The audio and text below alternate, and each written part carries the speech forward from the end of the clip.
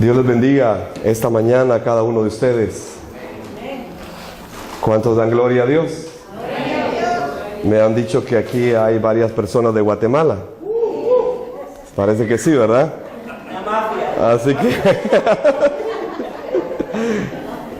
que es mucho gozo estar aquí con ustedes esta mañana. Quiero compartir la palabra del Señor aprovechando de mejor manera el tiempo.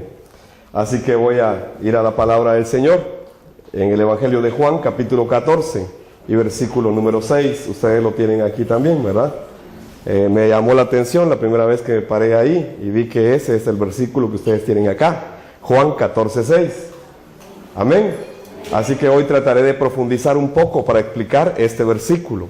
Sé que ustedes lo leen todos los días que vienen a este lugar, pero hoy voy a tratar de profundizar un poco más, ¿ya? Yo sé que ustedes ya saben bien este versículo.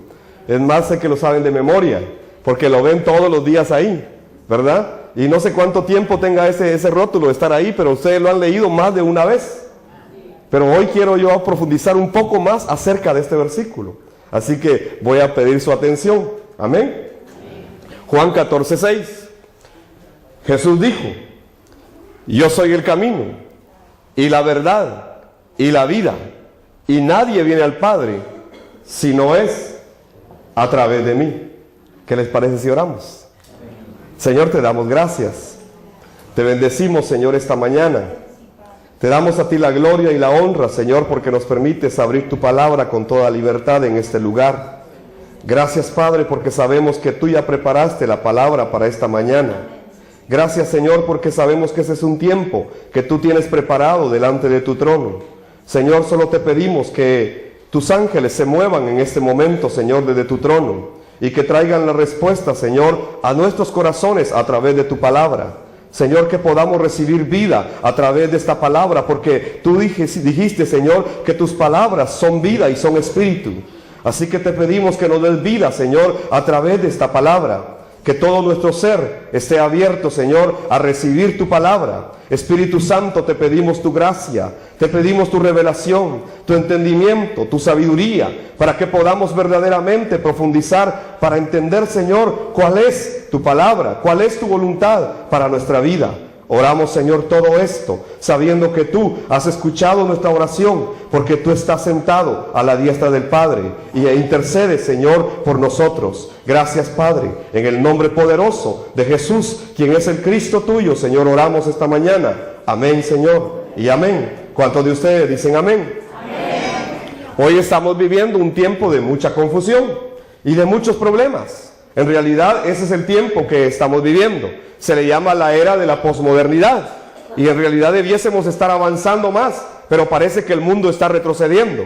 Y está retrocediendo en muchos aspectos. Se le ha llamado a esta era la era de la comunicación y de la información. Pero es el tiempo en que la gente menos comunicada está. No hablan casi, ¿verdad? Y los muchachos hoy se comunican más por las redes que personalmente. Y tal vez están uno a la par, pero se están comunicando por las redes. Es que la comunicación hoy se está perdiendo y hay muchos problemas en medio del mundo. Es la era del sufrimiento, es la era del dolor, es la era, hermano, de la violencia en nuestro continente. Usted puede escuchar un montón de cosas que suceden a diario. Hoy mismo, hoy en este día, en mi país hay un levantamiento de toda la población porque quieren quitar al gobierno y a los diputados que están en la asamblea por corrupción. Esto se repite en cada una de las naciones. ¿Qué es lo que está pasando en el mundo? ¿Cuál es la realidad del mundo? Tenemos que entender cuál es el problema que toda la raza humana tiene. Tenemos que ir a la Biblia para poder entender cuál es ese problema que todo ser humano tiene. Es que la respuesta de Dios está en su palabra. ¿Cuántos creen que la Biblia es la palabra de Dios? Por favor, levante su Biblia esta mañana y diga conmigo: esta es la Biblia, la palabra de Dios, la palabra del pacto. Y fue escrita para que yo crea que Jesús es el Cristo. Esa es la Biblia. Muchos leen la Biblia, pero lo leen como que si fuera un libro más. Pero la Biblia es la palabra de Dios. Y nosotros creemos que la Biblia es la palabra de Dios. Creemos que el Padre, el Hijo y el Espíritu Santo nos hablan a través de toda la Biblia. Amén. Así que tenemos que creer profundamente lo que la Biblia dice. La Biblia es el manual de vida y tenemos que obedecerla. Nosotros aquí sabemos que si no obedecemos esto, estamos fuera de Dios. Ustedes son una iglesia que cree que hay que obedecer la palabra de Dios, ¿verdad? Amén. Pero si ustedes no conocen la Biblia profundamente, ¿será que la podrán obedecer profundamente? No se puede, ¿verdad? Y entonces, como no se puede obedecer profundamente, no se puede vivir profundamente de acuerdo a la Biblia. Por eso es que nosotros hablamos del Evangelio. Y pareciera ser que el Evangelio es algo muy simple, algo muy sencillo, pero en realidad el Evangelio es muy profundo. El apóstol Pablo lo describió de esta manera. Escuche y dice: espero que ustedes sean plenamente capaces de comprender juntamente con todos los santos cuál es la longitud, cuál es la anchura, cuál es la altura y cuál es la profundidad del amor de Cristo. Ahora yo le pregunto a usted, ¿cuánto conocemos de ese Evangelio?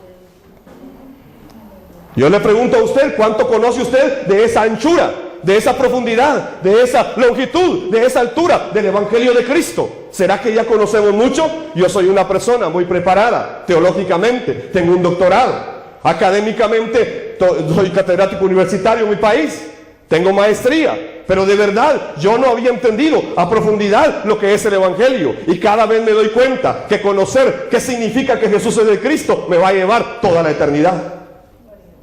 Es que cuando alguien pretende que ya lo sabe todo, se vuelve una religión en su vida. Entonces el Evangelio es muy profundo. Y quiero caminar hoy en algunos pasajes de la Biblia.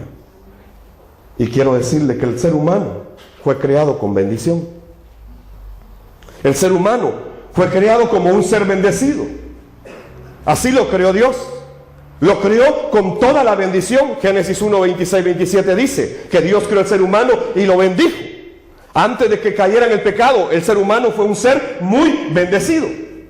Ese es el ser humano creado originalmente. Génesis 2:7 dice que el ser humano fue creado con el soplo del Espíritu de Dios. La Biblia dice en Génesis 2:7, si podemos ponerlo en pantalla, Génesis 2:7, nos dice claramente cómo fue creado cada persona, cómo fue creada cada persona sobre la tierra. Génesis 2:7 es muy claro cuando dice que fue creado del polvo de la tierra, del polvo de la tierra, y sopló en su nariz el aliento de vida, esto es, el Espíritu de Dios. Así que el ser humano sin Dios es solamente polvo de la tierra, es solamente una materia que no puede cobrar vida, no puede ser un ser viviente si el soplo de Dios no está en él. Cuando se pierde el Espíritu de Dios, cuando se pierde el soplo de Dios, el ser humano se vuelve polvo. Y es polvo solamente. Entonces no creer esto nos hace errar en el Evangelio. Yo necesito a Dios en mi vida. Yo necesito el Evangelio en mi vida. Todos los días, cada momento. Yo no puedo vivir sin el Evangelio. Es que yo necesito absolutamente el Evangelio de Dios en mi vida. El ser humano fue creado con esta bendición. Dios sopló su espíritu para que fuera un ser viviente. Es que Dios creó al ser humano y toda la creación bajo sus principios. Estos son los límites que Dios le puso al ser humano.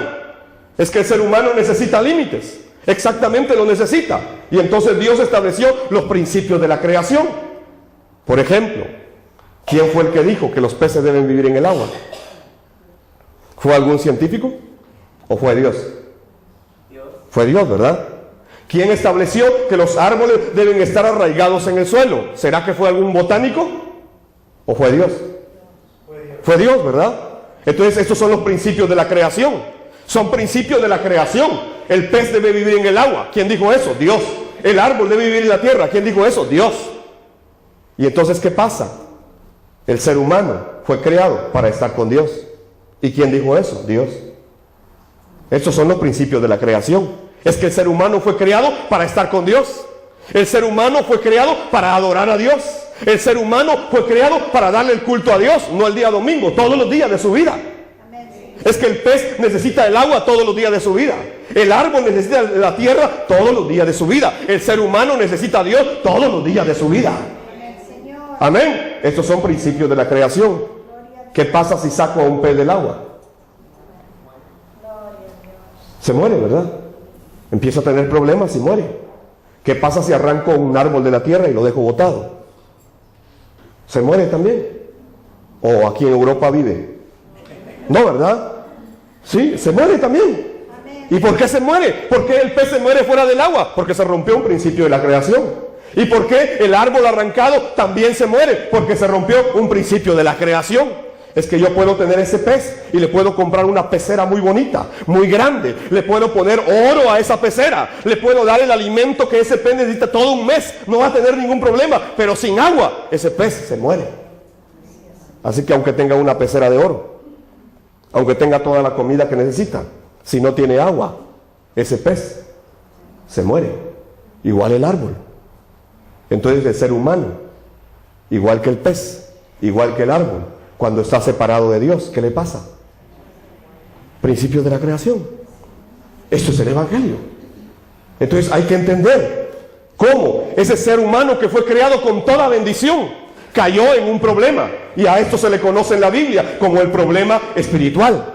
Es que el ser humano fue creado con 3 oficios muy claramente en la Biblia. El ser humano era el sacerdote que le daba el culto a Dios. Para eso lo creó Dios, para que lo adorara todos los días de su vida. Él era el sacerdote que le ofrecía el culto, la adoración a Dios todos los días. Para eso fue creado el ser humano originalmente. Fue creado también como el rey que gobierna la creación de parte de Dios. Es el que representa a Dios en medio de toda la creación. Es el hombre el que gobierna originalmente la creación de parte de Dios. Representa a Dios. Qué gran altura tenía el ser humano realmente. Era un ser prominente. El ser humano fue creado como el profeta que le habla a toda la creación de parte de Dios. Incluso le pone nombre a las cosas creadas. El ser humano era el profeta que habla de parte de Dios a toda la creación. Era el rey, era el sacerdote y era el profeta de parte de Dios aquí en la creación. Eso era el ser humano. Le fue dado preeminencia, le fue dado autoridad, le fue dado investidura, le fue dado todo lo que había recibido originalmente de parte de Dios. Así era de prominente el ser humano. El Salmo número 8 lo describe y pregunta: ¿quién es el hombre para que tenga de él memoria? Lo has hecho un poco menor que los ángeles, lo has hecho un poco menor que Dios, dice otra versión, y lo has coronado de gloria y de honra. Así era el ser humano originalmente. Cuando estaba con Dios no tenía problemas sociales, no tenía problemas económicos, no tenía problemas culturales, no tenía problemas de ningún tipo. Es que cuando el ser humano está con Dios no tiene ningún problema. Pero separado de Dios empieza todo el problema. Y este es el problema espiritual. Entonces, yo le quiero decir en esta mañana que el ser humano necesita volver a Dios. Y entonces voy al segundo punto de mi tema. Expliquemos el problema espiritual. Y aquí voy a necesitar que abra su Biblia. Y vamos a ir a Génesis 3. Y vamos a leer ahí, en su Biblia, por favor. No quiero leer la mía, quiero que se lea la suya. Génesis capítulo número 3. Y vamos a leer el versículo número 1. Y en la pantalla también lo puede leer, ¿verdad? Génesis 3:1. ¿Lo tiene? Yo voy a contar a 3 y usted lo lee. ¿Estamos? 1, 2 y 3.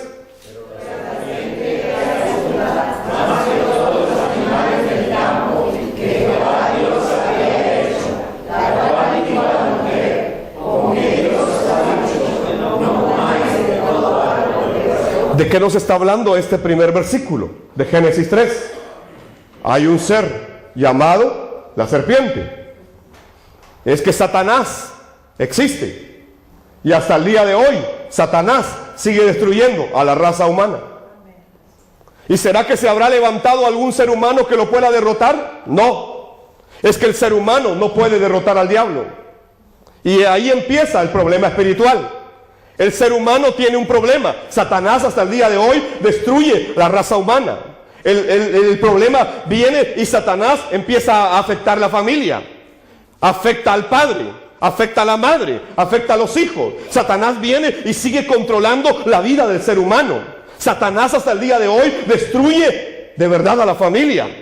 Y sigue destruyendo la iglesia, y sigue destruyendo las naciones, y destruye los continentes, y tiene destruido a todo el mundo. Satanás sigue obrando hasta el día de hoy, y ningún ser humano ha sido capaz de pararlo hasta el día de hoy.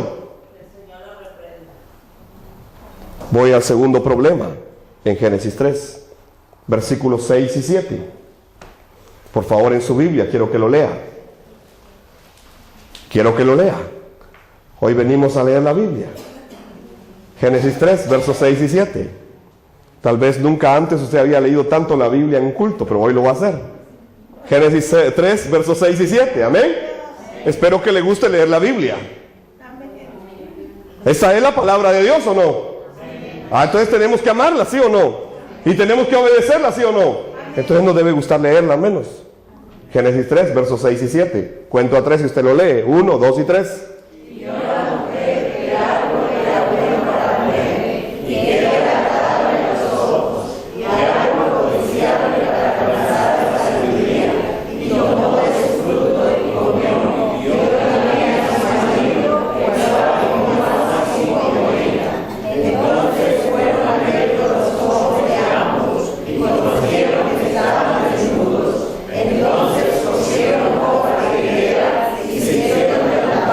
Aquí encontramos el segundo punto del problema espiritual. El primero es que Satanás existe. El segundo es que el pecado entró a la raza humana. Y hasta el día de hoy el pecado sigue destruyendo a las personas. Hasta el día de hoy el pecado sigue destruyendo al matrimonio. Hasta el día de hoy el pecado sigue destruyendo a la familia. Hasta el día de hoy el pecado sigue destruyendo a la iglesia. Hasta el día de hoy el pecado sigue destruyendo las naciones. Hasta el día de hoy el pecado sigue destruyendo los continentes. Hasta el día de hoy el pecado sigue gobernando el mundo. Y no se ha levantado ni un ser humano que pueda detener totalmente el pecado.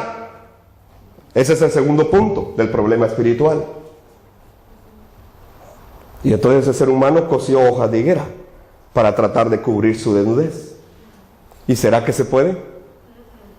El pecado no se esconde de esa manera. Yo recuerdo una hermana que estaba jugando con unas niñas. Y entonces estaban jugando a las escondidas. Y entonces ella se fue a esconder detrás de un árbol de una fruta, ¿verdad? Pero el árbol era de este grueso. Y la hermana era de este grueso. Entonces yo le pregunto a usted, ¿será que se pudo esconder la hermana? No, ¿verdad? No se puede. Es que a mí me daba risa verla, porque ella se tapaba los ojos con el árbol así, y creía que todo lo demás no se le miraba. Es que el pecado es igual. El ser humano piensa que ya estuvo, se cosió delantales. Se puso aquí con higueras y trató de cubrir su desnudez, pero no se podía. No se podía. Igual hasta el día de hoy el pecado no se puede esconder. Y nadie lo ha resuelto. Por eso es que el esposo y la esposa siempre tienen problemas. Y usted leyó aquí que la mujer quiso comer del fruto porque sabía que le iba a dar sabiduría. ¿Y para qué quería sabiduría la mujer? Y después Dios le dijo, tu deseo será para tu marido y él se va a enseñorear de ti. Parece que empezó el problema del matrimonio. Ahora, ¿quién manda en la casa? ¿Quién puede más en la casa? ¿Verdad? Ahí está la respuesta, ¿ya vieron? Ya apareció la respuesta. Es que empezó el problema de la familia, ¿verdad? Y es hasta el día de hoy. Es hasta el día de hoy. El problema de la familia sigue destruyendo. ¿Por qué? Gracias al pecado entró el problema. Gracias a Satanás vino el pecado.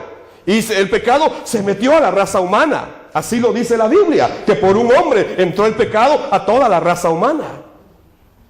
Voy al tercer punto del problema espiritual. Está en los versículos 22 y 23 de Génesis 3, ahí mismo. Quiero que lo lea. Génesis capítulo 3, verso 22 y verso 23.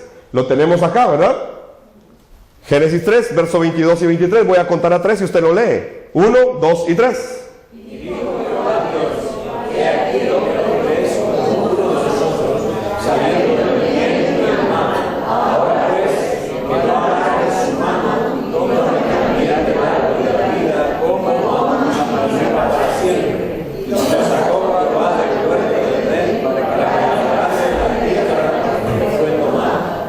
El ser humano quedó separado de Dios. Este es el tercer punto del problema espiritual. El primero es que Satanás existe y hasta el día de hoy sigue destruyendo. El segundo es que el pecado existe y hasta el día de hoy sigue destruyendo. Y el tercero es que la separación entre el ser humano y Dios existe Y hasta el día de hoy la separación entre el ser humano y Dios sigue siendo el mayor problema que tiene la raza humana. Este es el problema espiritual.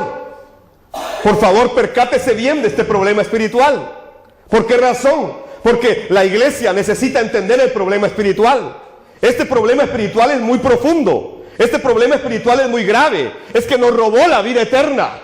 Este problema espiritual nos produjo la muerte, trajo toda la enfermedad, trajo todo el dolor, desató la maldición sobre la raza humana, pero la iglesia hoy lo está viendo superficialmente. Y entonces se hace un montón de preguntas: ¿por qué pasa esto? ¿Por qué aquí? ¿Por qué allá? Es que hay una raíz, hay un problema que resolver. ¿Cuál es el problema? Es el problema espiritual. Y ese problema es muy grave. Es tan grave que Dios mismo tuvo que venir para resolverlo. Es así de profundo. Se metió a la raza humana. Nosotros que éramos los que adorábamos a Dios, ahora tenemos que resolver un problema espiritual para poder adorarlo en espíritu y en verdad. Es que el ser humano quedó separado de Dios. Y entonces, separado de Dios, el ser humano recibe todas las maldiciones. Usted lo puede leer allí mismo en Génesis 3, que vino el dolor de la mujer. Con dolor parirá a tus hijos. Vino y la tierra ya no pudo producir lo mismo que antes producía. Vino toda la maldición, vino el problema de la ecología. Y con el problema de la ecología vinieron las enfermedades del cuerpo. Se enfermó físicamente. Debido a la enfermedad física, el ser humano que no moría, ahora tiene que morir. Y tiene que sufrir. Viene el dolor, viene la maldición, viene todo. Después de que el ser humano queda separado de Dios, no tiene otra alternativa que seguir sufriendo en esta vida y en la vida eterna también. Este es el problema espiritual. Y es lo que la iglesia hoy no está resolviendo. ¿Por qué razón? Es muy sencillo. Cuando no tenemos claridad del problema espiritual, tampoco podemos tener claridad en la solución al problema espiritual. Esto es como un árbol que tiene 3 raíces: Satanás, el pecado y la separación. Y entonces ese árbol va a dar fruto. ¿Y qué fruto va a dar? De acuerdo a sus raíces. Y entonces la iglesia hoy viene y corta las ramas. A los 3 meses, ¿cuál sigue siendo el problema? El mismo, porque la raíz está ahí. No resolver el problema espiritual significa que nuestras vidas no pueden dar nuevos frutos. Aunque moralmente cortemos, aunque religiosamente cortemos, aunque éticamente cortemos, de todas maneras, a los 3-4 meses, vuelve a brotar lo mismo. Es que la raíz es el problema. Y esto es lo que la iglesia hoy ha olvidado. Hay una anécdota coreana que a mí me gusta contar a veces. Y es acerca de un maestro que tiene un discípulo. Y entonces el maestro le dice, llama a su discípulo y le dice: yo voy a tener que hacer un largo viaje y te voy a encargar 2 cosas. Por favor, cuida muy bien estas 2 cosas. Y entonces el discípulo le dice: ¿qué me vas a dar? A encargar. Y le dice el maestro: te voy a encargar a mis hijos y te voy a encargar la ropa de mis hijos. Y el maestro se va y le deja al discípulo a sus hijos y la ropa de sus hijos. Después de un tiempo, el maestro regresa y llama a su discípulo y le dice: quiero que me rindas cuentas. Y viene el discípulo y le dice: maestro, tal como tú me encargaste, aquí está la ropa de tus hijos. La cuidé con mi vida. Aquí está, te la entrego íntegra. Y entonces el maestro le preguntó: ¿y mis hijos? Y el discípulo le dijo: no sé dónde están.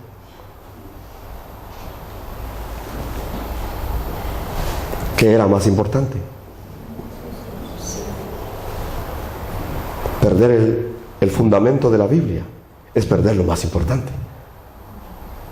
No resolver el problema espiritual es perder lo más importante.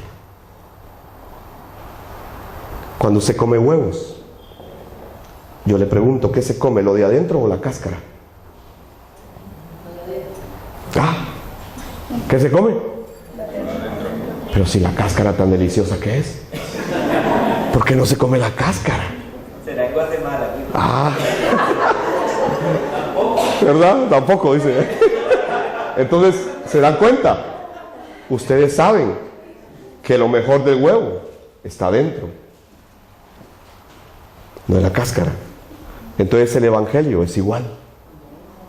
Lo mejor está en Cristo, no en las formas, no en las otras cosas. El problema espiritual hay que resolverlo, porque es el problema que sigue hoy destruyendo a la raza humana. Génesis capítulo número 6 y versículo número 3 nos dice cómo quedó el ser humano después que quedó separado de Dios. Y dice Dios: no contenderá mi espíritu con el hombre para siempre. Así dice Génesis 6, versículo número 3. No contenderá mi espíritu con el hombre para siempre. ¿Y por qué Dios dice de esa manera? Porque el ser humano se convirtió en carne. Porque ahora es carne. Y entonces define que sus días serán 120 años sobre la tierra. Es que la muerte entró. ¿Por qué? Porque el Espíritu de Dios no iba a permanecer más con el ser humano que había creado originalmente. Cuando se retira el Espíritu de Dios del ser humano, queda separado de Dios. Y entonces, al quedar separado de Dios, viene la muerte. El ser humano quedó separado de Dios. El Espíritu de Dios no va a permanecer más en el ser humano. Y entonces se le fija un tiempo de vida sobre la tierra. 120 años de vida sobre la tierra. El ser humano quedó en estado de carne hasta el día de hoy. Somos carne. Estamos en carne. Estamos aquí. Y en esta condición tenemos que resolver el problema espiritual primero. Ese problema espiritual es muy grave, que nos hace estar separados de Dios. Isaías 59, versículo 1 y 2 dice que son nuestros pecados los que hacen separación entre nosotros y nuestro Dios. Son nuestras iniquidades las que nos separan de Dios. Tenemos que entender claramente esto. Este es el problema espiritual. Juan capítulo 15, versículos 5 y 6, Jesús le dice a sus discípulos: yo soy la vid, ustedes son los pámpanos. Ustedes separados de mí, nada pueden hacer. Nada pueden hacer. Separados de Dios, nada podemos hacer. No es que podamos hacer algo por resolver el problema espiritual, no, es que sin Cristo no podemos resolver nada. El problema espiritual nos sigue afectando, nos sigue destruyendo. El problema espiritual nos trae maldición, y como consecuencia vienen todos los demás problemas que tiene la raza humana. Aparecen todos los demás problemas. Este es el problema espiritual y debemos entenderlo profundamente. Yo te pregunto, ¿ya se resolvió ese problema espiritual en tu vida? Te pregunto, ¿ya se resolvió este problema espiritual en tu casa? Te pregunto, ¿ya se resolvió este problema espiritual en tu familia? Primero en tu casa, primero en tu familia, porque si tus hijos no conocen el evangelio de la Biblia, perdona que te diga, pero la Biblia dice cuál es el camino que llevan. Y aunque no me digas amén, es que el evangelio es lo único que puede salvar al ser humano. Y el evangelio es Cristo. Así que no hay nada. Salvemos nuestra casa. Salvemos nuestra casa. Salva a tu familia, por favor. Escucha, salva a tu familia. Nos hemos desentendido del problema espiritual. Nos hemos desentendido de la palabra de Dios. Salvemos nuestra casa, al menos como Noé, que salvó su casa. Tal vez no sean muchos, pero salvemos nuestra casa. Nos dolerá mucho ver cómo terminará nuestra familia si no resolvemos ese problema espiritual. Entonces, la iglesia de hoy muchas veces no ha entendido este problema espiritual. Y si yo no entiendo algo, yo no lo puedo resolver. Y no resolver ese problema es grave, porque me lleva a la condenación eterna. Y aquí le estoy hablando a la iglesia. Y Pablo le habló a la iglesia de Gálatas lo mismo. Y Pablo le habló a la iglesia de Corinto lo mismo. A Tesalónica, a la iglesia le habló primero. Es que la iglesia debe tener claro el evangelio para poder resolverlo. Yo tengo más de 10 iglesias a mi cargo. Y en realidad nuestra iglesia no evangelizaba. Nosotros teníamos grupos para entretener a la gente. Yo era un predicador que era muy emotivo para dar mis prédicas. Así que venía gente a oírme.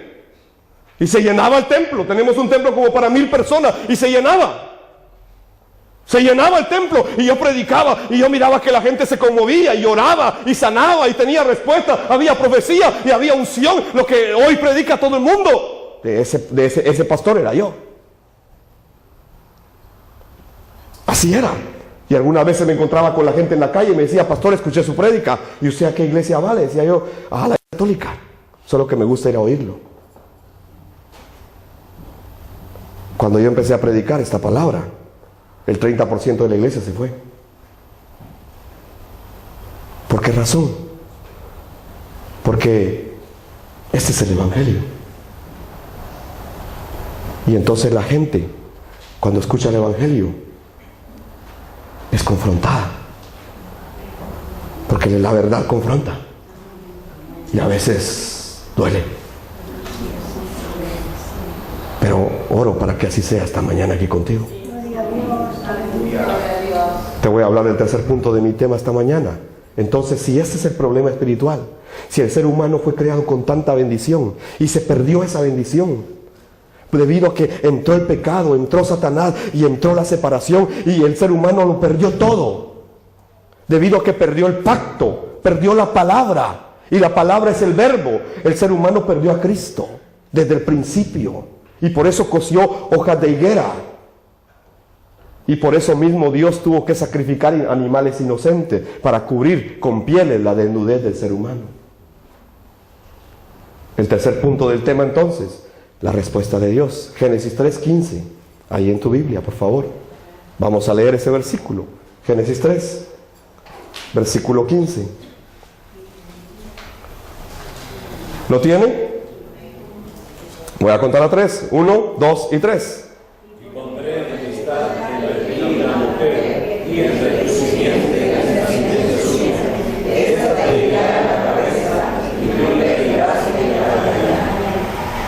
Aquí está lo que se conoce teológicamente como el protón del evangelio. Este versículo se reconoce teológicamente como el inicio del evangelio. Este versículo 15 de Génesis 3 es reconocido como el comienzo del evangelio. ¿Y cómo es que este versículo es considerado de esa manera teológicamente? Es porque aquí se está hablando de la promesa de una simiente que se va a levantar. Se está hablando de la simiente de la mujer que va a venir y va a aplastar la cabeza de la serpiente. Y yo pregunto, ¿de quién está hablando proféticamente la escritura aquí? Está hablando del Mesías, del Cristo que se va a levantar, porque solamente en Él está la respuesta al problema espiritual de toda la raza humana. No hay otro medio, no es la religión, no es el conocimiento, no es la filosofía, no son las buenas obras, no es nada de todo eso, no es el positivismo de hoy, no es, hermano, la prosperidad, no es ninguna declaración que yo haga, no, es que la respuesta al problema espiritual solamente se encuentra en Jesús como el Cristo, el Hijo del Dios viviente. Solamente Él puede dar la respuesta al ser humano. No hay otra respuesta. Por eso nosotros decimos que Jesús es el Cristo y que la iglesia necesita absolutamente al Cristo. ¿Es esto la Biblia o no? Yo pregunto. ¿Y qué nos queda entonces? ¿Obedecer o desobedecer? Igual que Adán y a Eva. Ellos no obedecieron. Dios les dio un pacto para bendecir a toda la raza humana, pero ellos no obedecieron a Dios.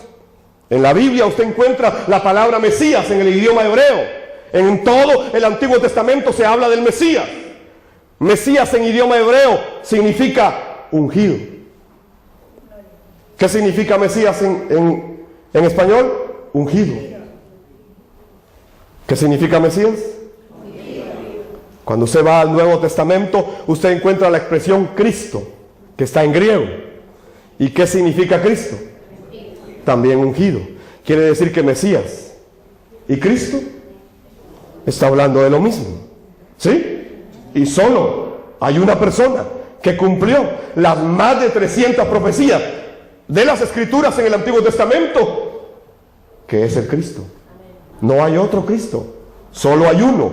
Por eso nosotros decimos que Jesús es el Cristo y que fuera de Él no hay otra respuesta a la raza humana para resolver el problema espiritual. necesitamos al Cristo, necesitamos al Mesías, necesitamos al ungido de Dios. ¿Y por qué se le llama ungido? ¿Por qué se le llama Cristo? ¿Por qué se le llama Mesías? Revisemos en el Antiguo Testamento y ustedes se van a dar cuenta que hay 3 oficios que se ungen. ¿Cuáles eran? Se ungía al que iba a ser rey. Se ungía al que iba a ser sacerdote. Y se ungía al que iba a ser profeta. Así que se ungían a estos 3 oficios. Y se les ungía antes de que ejecutaran su función. Si ellos no eran ungidos como profetas, no podían ser profetas. Si el sacerdote no recibía la unción sacerdotal, no era sacerdote. Si venía el rey y quería ser rey, si no era ungido, no era reconocido rey.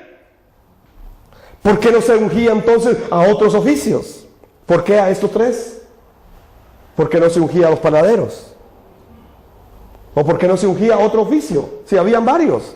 ¿Por qué estos 3? Es que la Biblia nos deja la misma respuesta allí mismo. Es que Jesús es el ungido. Jesús fue ungido como el verdadero rey. ¿Por qué? Porque Él derrotó al rey de este mundo, que es Satanás. Entonces, ¿quién resuelve el problema de Génesis 3:1? Cristo. Él derrotó al rey de este mundo, que es Satanás. Cristo. Segundo, solo Él, ungido como el verdadero sacerdote de Dios, resolvió el problema del pecado. Él es el que resolvió tu problema del pecado de una sola vez, eternamente y perfectamente, dice el libro de Hebreos. Lo hizo de una sola vez, lo hizo eternamente y lo hizo perfectamente, de tal manera que ya nadie tendrá que morir por el pecado. Es que ya alguien lo hizo, pero la iglesia no lo ha creído profundamente. Cristo es el verdadero rey que ya derrotó a Satanás. Cristo es el verdadero sacerdote que ya perdonó todo el pecado y resolvió Génesis 3, 6 y 7. Pero también es el verdadero profeta que resolvió Génesis 3, 22, 23. ¿Por qué? Porque resolvió el problema de la separación entre el hombre y Dios. Hebreos 1 dice que Dios, habiendo hablado de muchas maneras a través de los profetas en tiempos anteriores, ahora nos habla únicamente a través de su Hijo Jesús, el Cristo, a quien le ha dado toda la preeminencia sobre todas las cosas creadas. Él es el verdadero profeta. ¿Qué hacía el profeta en la antigüedad? Le enseñaba al pueblo el camino que Dios decía que había que seguir. Por eso Cristo dijo que Él había venido a abrir un camino nuevo y vivo, porque Él es el verdadero profeta de Dios. Por eso cuando decimos que Jesús es el Cristo, estamos diciendo que solo Él resuelve el problema espiritual. Amén. Oro por ustedes para que la gracia de Dios les dé la revelación que necesitan. Y no pretendo tener ningún conocimiento mayor que ustedes. Me humillo delante de ustedes y delante de Dios. Pero le pido a Dios con mis lágrimas que ustedes puedan entender esta revelación que está en la palabra. Esa es mi oración. Esa ha sido mi oración todo este tiempo. En Guatemala están orando por ustedes en este momento.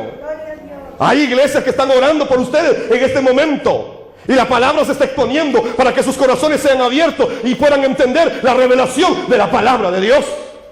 Por eso ahora quiero que entiendan Juan 14:6. Ya les expliqué todo.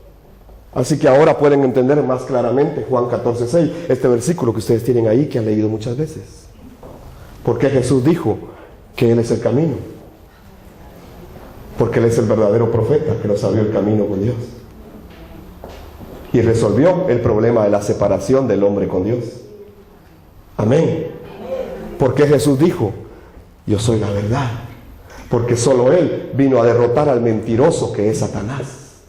Y resolvió el problema de Satanás. ¿Y por qué Jesús dijo, yo soy la vida? Porque solamente Él vino a resolver el problema del pecado que producía la muerte. Ahora pueden entender más profundamente Juan 14:6. Yo soy el camino, yo soy la verdad, yo soy la vida. Y termina diciendo,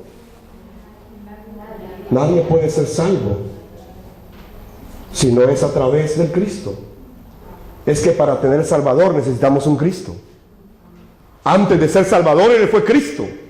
Él es Cristo, Él es el ungido, Él es el que cumplió los 3 oficios que Dios había establecido en su soberana voluntad. Él es el Cristo. Así que Jesús es Salvador, sí, pero antes es Cristo.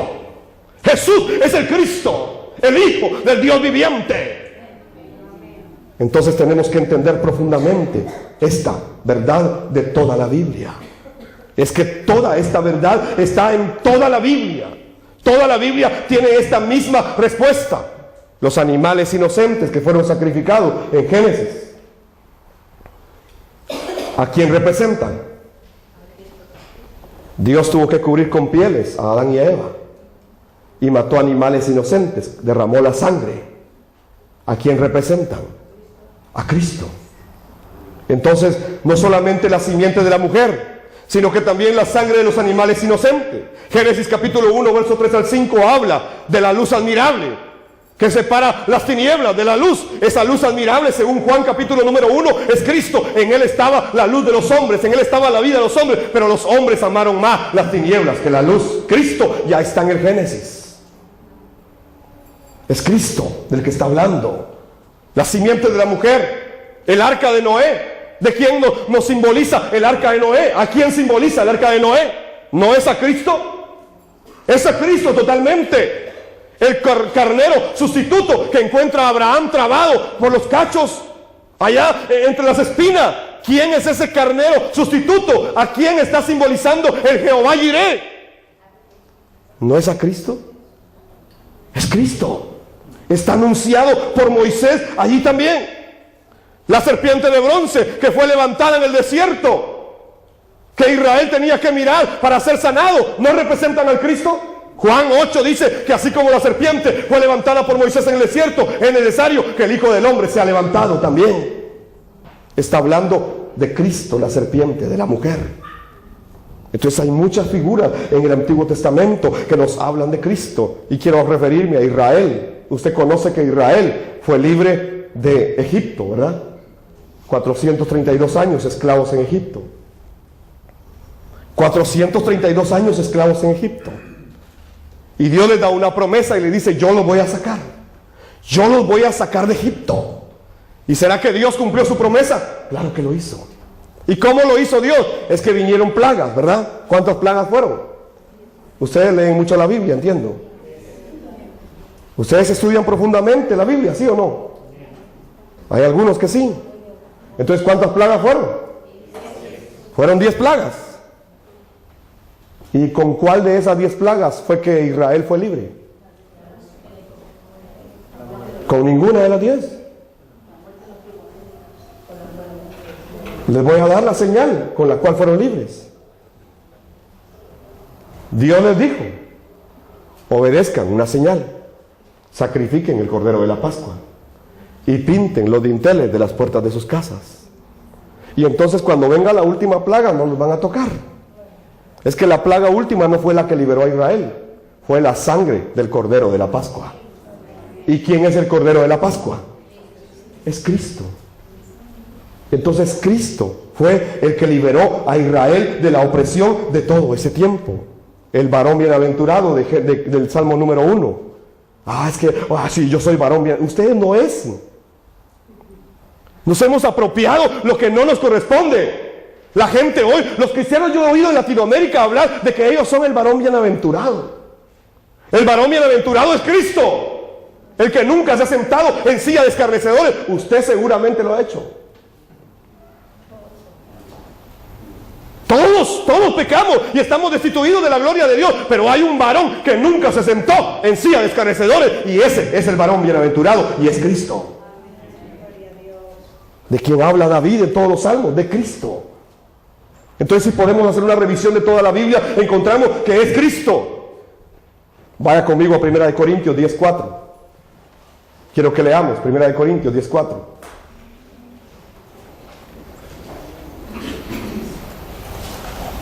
Por favor, abra su Biblia. ¿Lo tiene? 1 Corintios 10:4. Vamos a leerlo entonces. Voy a contar a 3. 1, 2 y 3.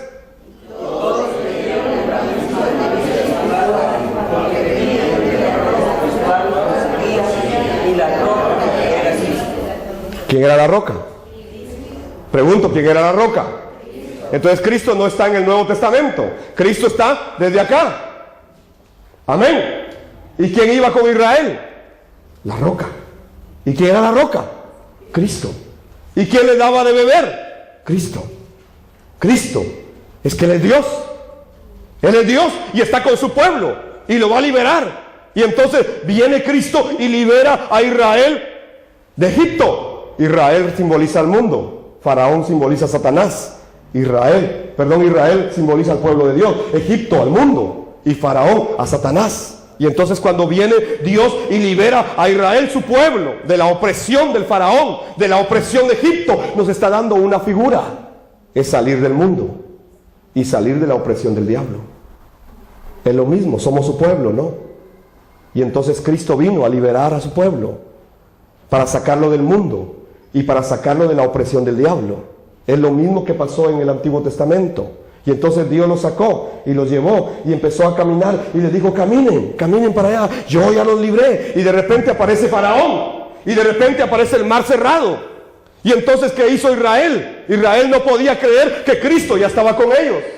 Y entonces empezaron a murmurar y a quejarse. ¿Por qué los habían sacado de Egipto? ¿Por qué nos sacaste del mundo? ¿Por qué nos sacaste de la opresión del diablo? ¿Por qué nosotros no queremos venir aquí? Israel se empezó a quejar y a murmurar. Y entonces Dios se encargó de Faraón y su ejército y los mató. Y Dios se encargó de abrir el mar que estaba cerrado. Así que Dios se encargó de todo. Después los mandó y les dijo, vayan a descansar a Refidim. Vayan al desierto de Refidim. Allí acampen, esperen ahí. Refidim significa lugar espacioso, lugar de descanso, lugar de reposo. Y cuando Israel llega a Refidim, ¿sabe qué hace? Vuelve a quejarse nuevamente. Y vuelve a murmurar contra Moisés y contra Dios. En el lugar de reposo hubo confusión, hubo reclamo en lugar de haber paz. Y el pueblo de Israel, que representa a la iglesia de hoy, no pudo conocer su reposo en el desierto. Y entonces siguieron caminando en el desierto. Y Dios les dijo, yo me voy a encargar. Solo crean y obedezcan. Solo crean y obedezcan. ¿A dónde iba Israel? A la tierra prometida, a Canaán. Había que tomar la tierra prometida. Había que cumplir la voluntad de Dios. Había que caminar hacia esa promesa. Pero Israel no podía creer que Cristo iba con ellos. Y entonces tuvieron sed. Y la roca les dio agua. Y dice el Salmo que cuando la roca se abría, corría el agua y se convertía en un río, que aún los animales de Israel podían beber de ese río que brotaba de la roca. ¿Murió Israel de sed en el desierto? Es que la roca estaba con ellos. Y la roca les daba miel, les daba agua. Y entonces tuvieron hambre. ¿Y qué hizo Dios? ¿Mandó qué? El maná del cielo. ¿Y quién es el maná que vino del cielo? Cristo. Y entonces comían el pan de ángeles. No se enfermaban. No tenían problemas de presión alta ni presión baja.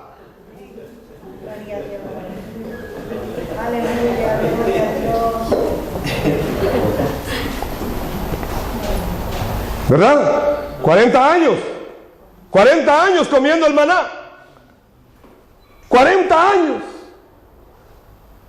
Cristo, Cristo, Cristo. Hoy la iglesia se aburre de escuchar el mensaje de Cristo. Quiere oír otros temas. Pero yo pregunto, ¿será que si yo doy un tema acerca de la restauración de la familia, se va a restaurar solo porque yo doy el tema? ¿Qué necesita esa familia entonces? Es volver a Cristo. Entonces, ¿qué tengo que predicarles? ¿Los 5 pasos para restaurar su familia? ¿O les tengo que predicar que Cristo restaura la familia? Cualquier otro tema. Es que sin el fundamento de la Biblia, todo lo demás es como címbalo que retiñe y no da buen sonido. Así es el Evangelio fuera de este fundamento. Entonces Israel, 40 años en el desierto y todo lo tenía. ¿Será que podían abrir pozos para beber? No, en el desierto no. ¿Será que podían sembrar algo para comer? No, en el desierto no. Y Dios se encargó de ello. Y se empezaron a quejar. Es que hay mucho sol. ¿Y Dios mandó qué? Una nube. Sí, pero es que en la noche hay mucho frío y no hay luz. ¿Y qué hizo Dios? Una columna de fuego. Ni la energía eléctrica pagaban. Es que Israel lo tenía todo, hermano. El vestido, su vestido creció con ellos. Mi calzado, su calzado creció con ellos. Todo lo que Israel necesitaba en el desierto, lo tuvo. Pero 40 años y no conocieron quién iba con ellos. En Latinoamérica, yo no hablo de Europa porque no la conozco, hablo de Latinoamérica, que sí conozco bien. En Latinoamérica, este evangelio de Cristo ya no se está predicando. Este evangelio que nos enseña la verdad del Cristo que está con nosotros, ya no se está predicando. Bendigo el nombre de Dios y aquí se predica. Y los bendigo a ustedes también si reciben esta palabra. Por eso es que hay que entender a profundidad este evangelio. Israel lo tenía todo, pero no podía creer que Jesús estaba con ellos, que Jesús era el Cristo. Y aunque ofrecían las ofrendas voluntarias, no sabían. Mire, hasta el día de hoy Israel no ha entendido que Jesús es el Mesías. No lo aceptan como el Mesías. Lo rechazan como el Mesías. No lo quieren ver ni siquiera, ni quieren oír de Él. Ellos celebran 7 fiestas y cada una de sus fiestas anuncia al Mesías. ¿Quién es en la fiesta de la Pascua? ¿En quién se puede celebrar la verdadera Pascua? Sino en el Cristo, que es el Cordero de la Pascua. ¿En quién se puede celebrar el pan sin levadura? El pan limpio. ¿Acaso no es Él el pan limpio que descendió del cielo? ¿En quién se pueden levantar las primicias? ¿Acaso no Él es la primicia de la resurrección? El Pentecostés, ¿por medio de quién es que viene el Espíritu Santo a derramarse? ¿Acaso no es por la obra del Cristo en la cruz del Calvario? Sus 4 primeras fiestas hablan de Cristo y sus últimas 3 también hablan de Cristo, y ellos lo celebran litúrgicamente, pero no han entendido el mensaje de toda la Biblia. Jesús es el Cristo, el Hijo del Dios viviente. Entonces todo Moisés habla de este mensaje, pero revisemos la fe de los patriarcas rápidamente. ¿En qué creían los patriarcas? Empecemos no hablando de los patriarcas, sino de Caín y Abel, que eran los hijos de Adán y Eva. ¿En qué creía Caín y Abel? ¿Por qué la ofrenda de Caín fue rechazada y la de Abel fue acepta? ¿Por qué? Muchos dicen, es que Caín su corazón iba malo. Revise bien y va a ver que su corazón iba bien. Dice que preparó lo mejor que él producía. Caín se esforzó por presentar una ofrenda agradable a Dios. Caín lo hizo con mucho énfasis. Cumplió todo lo que había que hacer para llegar al altar, pero su ofrenda no fue aceptada. ¿Por qué? Es que Dios había establecido que sin derramamiento de sangre no hay remisión de pecados, porque había que anunciar al Cristo que iba a venir a derramar su sangre. Pero a Caín no le importó nada lo que Dios había dicho. Caín dijo, yo le voy a llevar al altar a Dios lo que yo quiero, lo que yo creo, lo que yo pienso, lo que yo he hecho, lo que he producido, lo mejor de mi ministerio, lo mejor de mi fruto, lo mejor de mi preparación, lo mejor que yo tengo, se lo voy a llevar a Dios. A mí no me importa que él haya pedido sangre, yo voy a llevarle lo mejor de mis frutos. Y dice la Biblia que la ofrenda de Caín no fue aceptada, pero la de Abel fue aceptada. ¿Por qué? Porque sencillamente obedeció el pacto, la palabra que Dios había dado. Sin derramamiento de sangre no había perdón de pecados. Y entonces, ¿cuál es la fe de los patriarcas? ¿En qué creía el padre de la fe? Abraham. Ese hombre del cual tal vez la iglesia hoy predica mucho, pero no ha entendido cuál era el fundamento de su fe. Yo le voy a dar 2 versículos únicamente para entender la fe de Abraham. Están en Juan 8:56. Juan 8:56, y el otro lo puede leer usted en Gálatas 3:8 y 9. Es que a Abraham le dieron un pacto. Dios le dio un pacto a Abraham.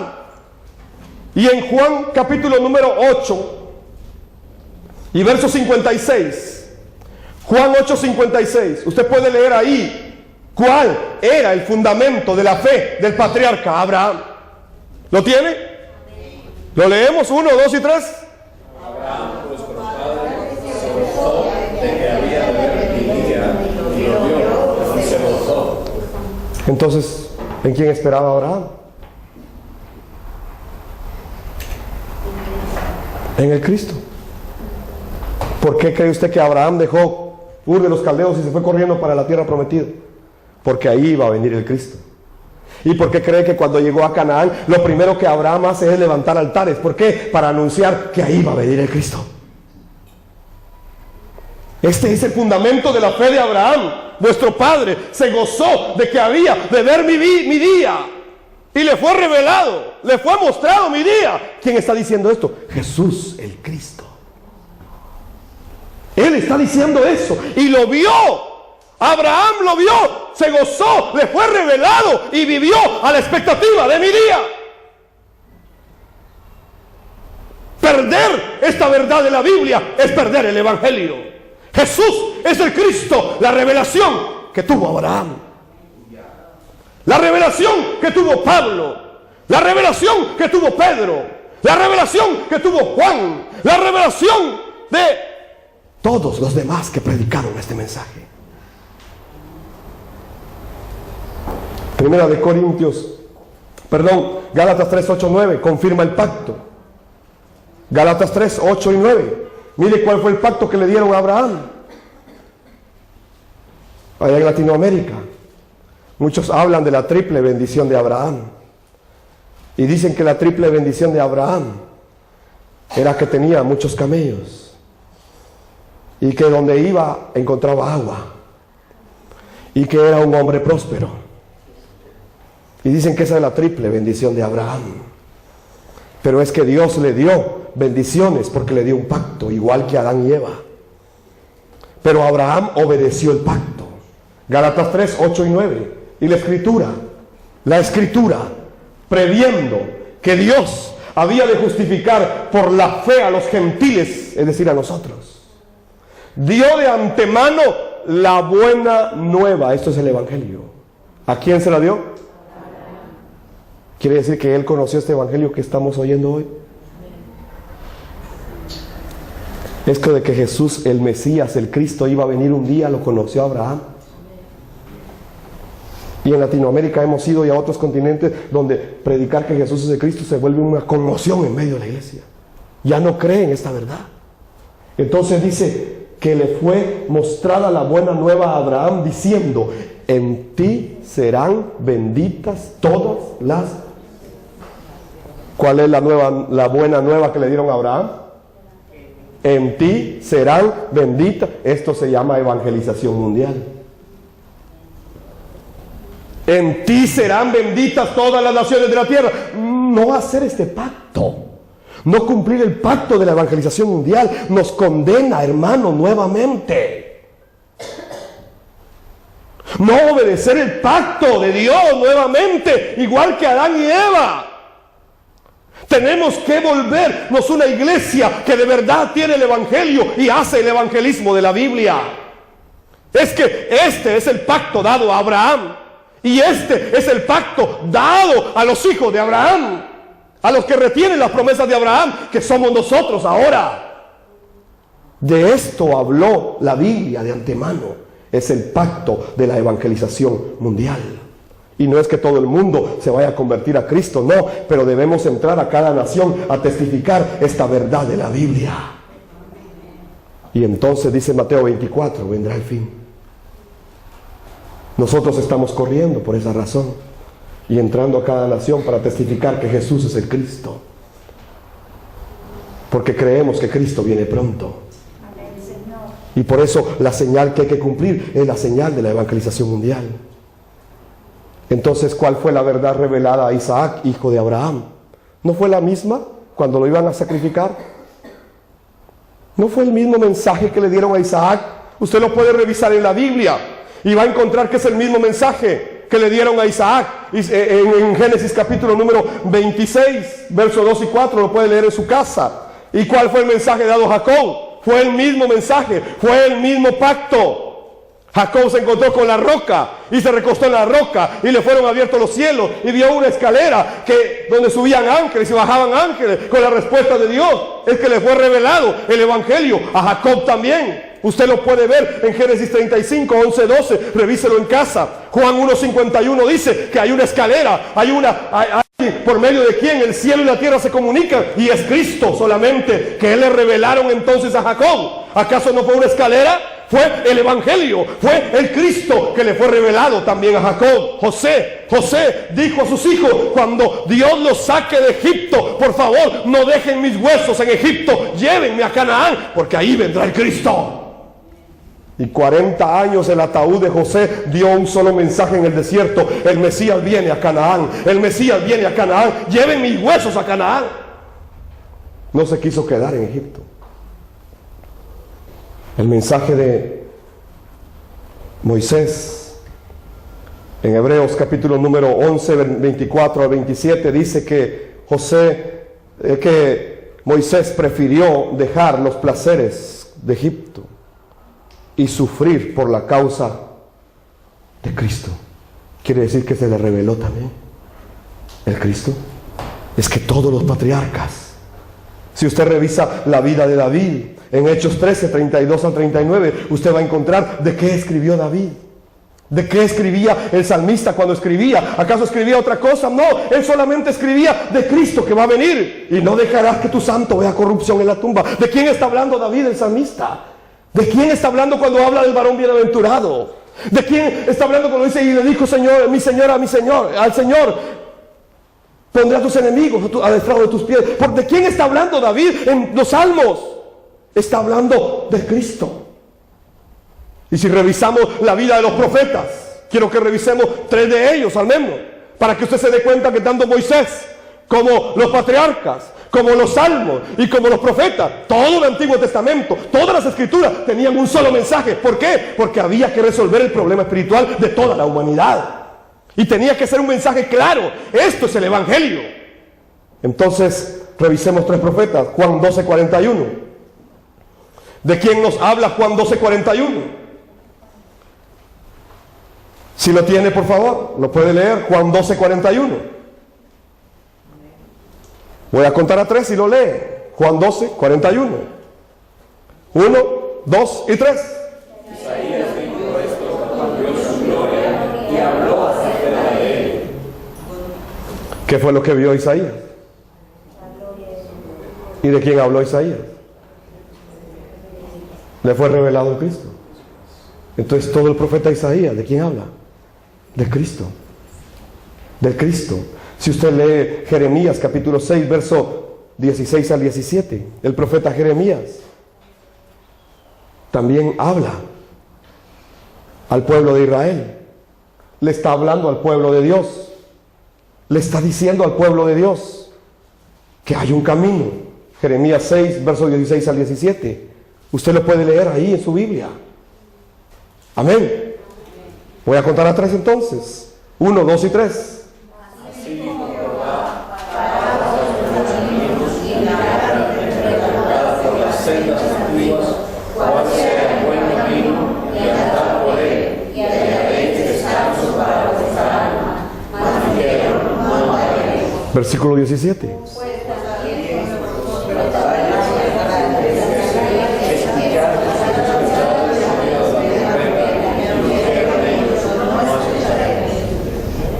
Así dijo el pueblo de Dios. No queremos. Busquen el camino antiguo. No queremos caminar en ese camino. Oigan a los atalayas. No queremos oír a los atalayas. ¿Y de qué estaba hablando Jeremías? De Cristo. Yo soy el camino. Yo soy el camino. Busquen ese camino y hallarán descanso para su alma. Jeremías estaba profetizando acerca de ese Cristo. En Ezequiel capítulo 37, verso del 1 al 14, usted va a leer acerca de los huesos secos. Los huesos secos. Y Ezequiel recibe una palabra de Dios y le dice: profetiza sobre los huesos secos. Y cuando él empieza a profetizar, los huesos empiezan a levantarse. Y llega un momento en que los huesos, coyuntura con coyuntura, pero no tienen vida. Y entonces Dios le dice a Ezequiel: sopla ahora, llama a los vientos para que cobren vida. Y entonces Ezequiel hace eso, y entonces se vuelven un ejército con vida. ¿Por qué? Porque vino el Espíritu Santo y cobran vida. Los huesos secos están hablando de que un día también se va a levantar un ejército en todo el mundo que se va a encargar de hacer la evangelización mundial, y que se van a unir por el Espíritu para hacer esto. Quiero correr rápidamente hablando de cómo Satanás oscurece este evangelio que les he explicado, y cómo Satanás hasta el día de hoy tiene escondido este evangelio. Podemos revisar en toda la Biblia entonces que los profetas hablaron de ese evangelio. Cuando Cristo mismo vino, Él habló de ese evangelio. Juan 5, 39, 40 lo dice: las escrituras se refieren a mí, las escrituras hablan de mí. Él mismo lo dijo. Con los 2 discípulos de Maús les abrió el entendimiento. Oro para que ustedes también tengan el entendimiento abierto esta mañana, por medio del Espíritu Santo, no por lo que yo diga, es por el Espíritu Santo que se recibe la revelación. Y entonces que puedan entender el evangelio de la Biblia. Cuando vino el Espíritu Santo fue para dar testimonio de que Jesús es el Cristo. Los apóstoles hicieron lo mismo, la iglesia primitiva hizo lo mismo, los discípulos hicieron lo mismo, y la iglesia de hoy debe dar el mismo mensaje. Pero ¿cómo es que Satanás se encarga de oscurecer este evangelio? Segunda de Corintios 4:4 dice que Satanás, quien es el Dios de este mundo, de este siglo, ha cegado el entendimiento de los incrédulos para que no puedan creer esta gloriosa luz del evangelio de Cristo. Satanás, la obra más grande que Satanás hizo al principio y la obra más grande que Satanás está haciendo hoy es la misma: es oscurecer el evangelio. Segunda de Corintios 4:4 dice que el Dios de este siglo cegó el entendimiento de los incrédulos para que no les resplandezca la luz del evangelio de la gloria de Cristo, el cual es la imagen de Dios. Satanás se encarga de que este evangelio no le quede claro a la gente. Satanás se encarga de poner velos, de poner nubes, de poner argumentos, de poner pensamiento, de poner un montón de cosas en la mente de la gente cuando compartimos el evangelio de la Biblia, porque Satanás quiere que tú no entiendas el evangelio de la Biblia, porque él sabe que mientras la iglesia no entienda el evangelio, no sucederá la evangelización mundial, y si no sucede la evangelización mundial, Cristo no viene y Satanás sigue reinando en esta tierra. Entonces Satanás se encarga de que el evangelio no pueda ser conocido en las iglesias. El apóstol Pablo en 2 de Corintios 11, versos 3 y 4 le dice a la iglesia: temo que así como Eva fue engañada por la astucia de la serpiente, ustedes también sean engañados de su completa devoción a Cristo, y que puedan recibir un espíritu diferente del que les hemos dado, y que puedan recibir a un Jesús diferente del que les hemos enseñado, o un evangelio diferente al que nosotros les hemos trasladado. Es que Satanás se encarga de esconder el evangelio. Pero yo te invito de verdad a que salves tu casa con el evangelio. Al menos tu casa. Amén, Señor. Gracias. Y esto también es evangelización mundial. Los Gálatas habían caído en el mismo error y habían llegado a creer que, igual que los corintios, que todo era esfuerzo humano, que todo es esto, que todo es aquello, que la iglesia de hoy está igual.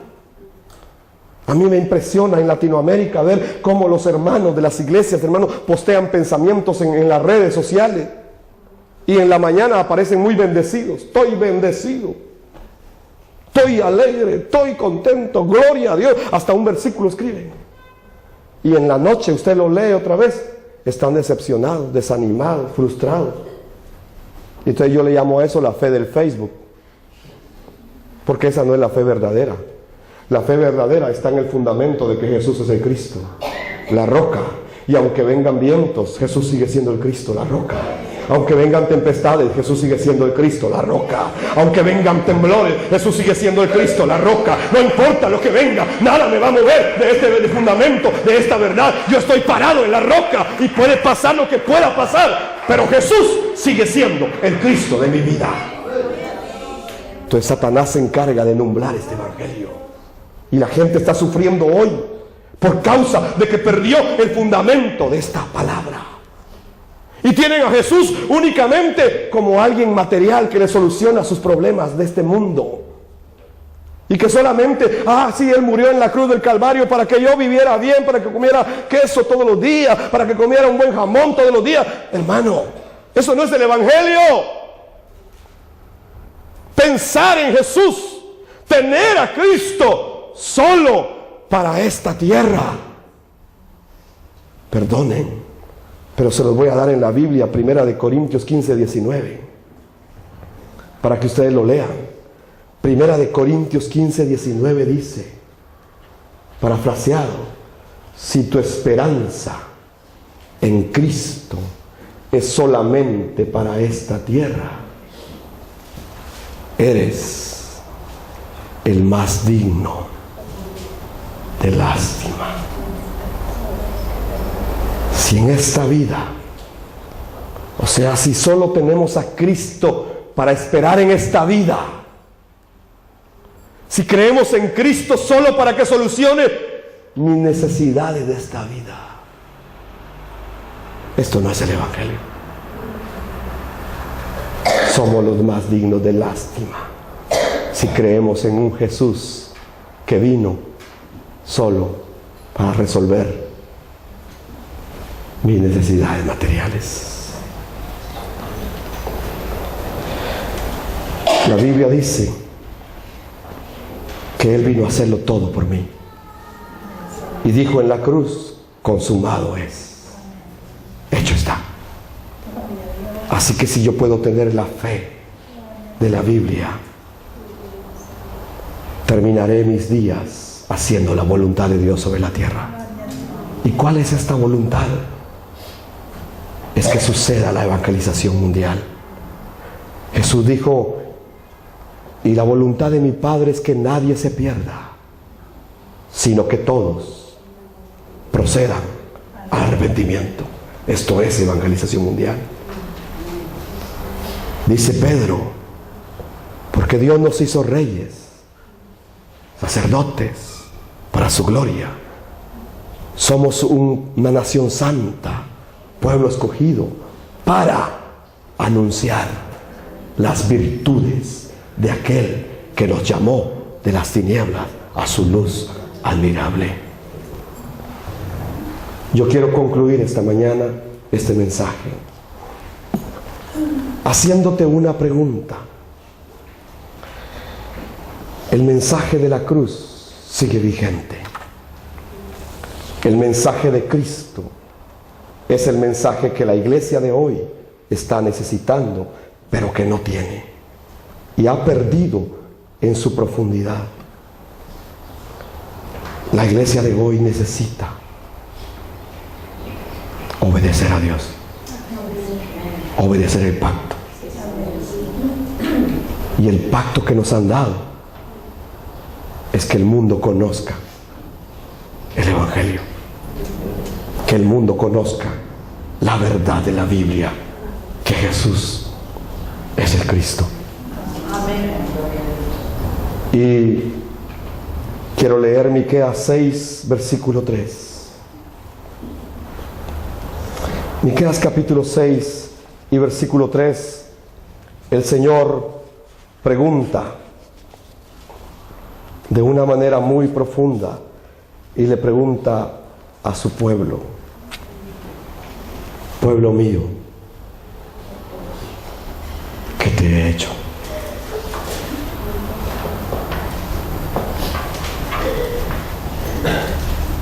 ¿O en qué te he molestado?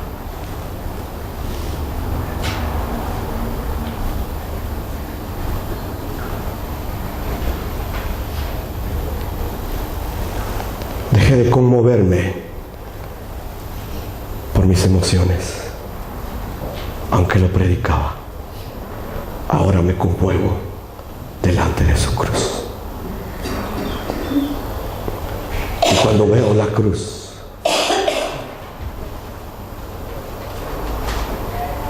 puedo entender la misericordia del Cristo para mi vida.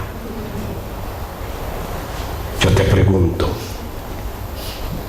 de acuerdo a la palabra, pueblo mío,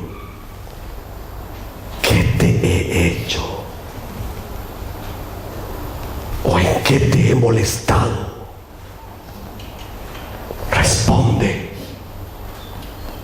Responde contra mí. Porque te mandé centinelas, te mandé atalayas que anunciaran, y dijiste no queremos. Nosotros nos vamos de esta nación el día martes, pero hemos venido a dejar a esta iglesia esta palabra. Y la pregunta que va a resonar de aquí en adelante para ustedes y delante de Dios es esta: ¿qué harán ante esta cruz?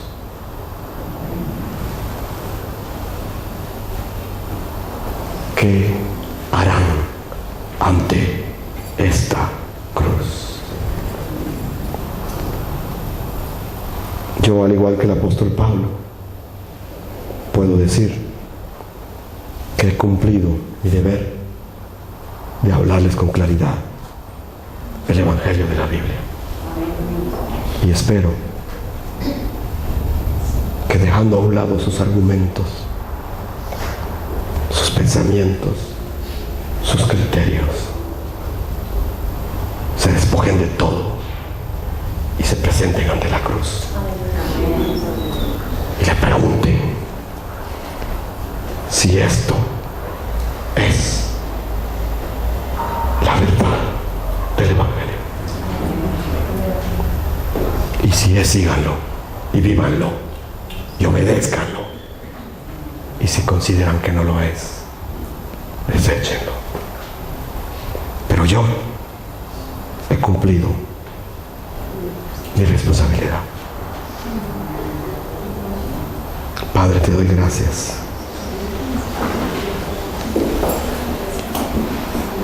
porque tú eres bueno, Señor.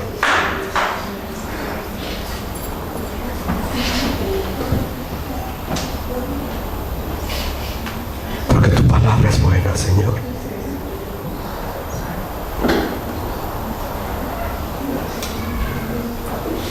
Señor, hemos entregado tu palabra a esta iglesia. Espíritu Santo,